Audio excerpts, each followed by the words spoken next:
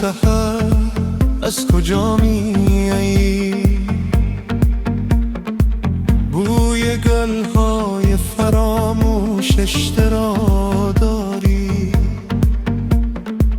روی شانه کوه گریه باران است. در دل این شب خاموش راز نامت جاری.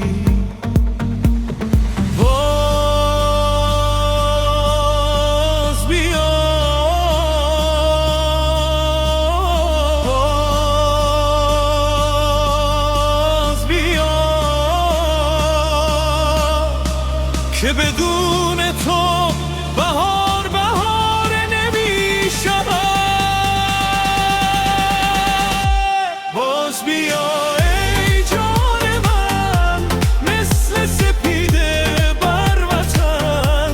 باز بیا ای نور من، ای عشق گم شده در چمن. باز بیا،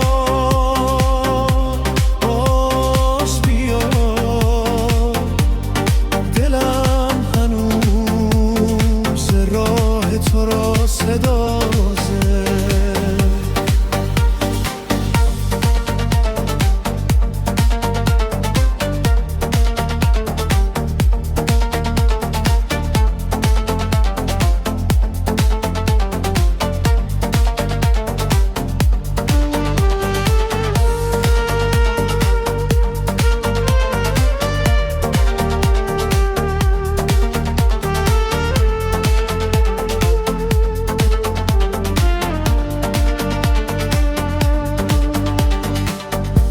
از پشت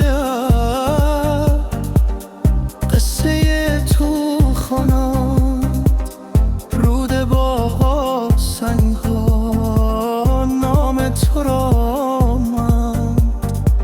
هر گلی که شکفت یاد لبخندت بود، هر پرنده که پرید سوی نگاهت بود. باز بیا، باز بیا، که بدون تو دل نمی شود. باز بیا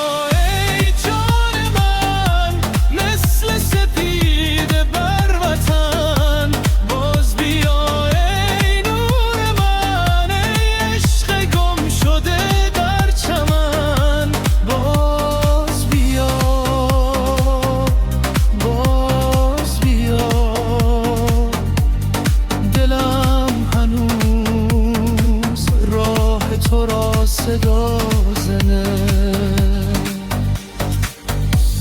اگر باد مرا ببردم تا آخر دنیا، نام تو آخرین ترانه لبهای من است.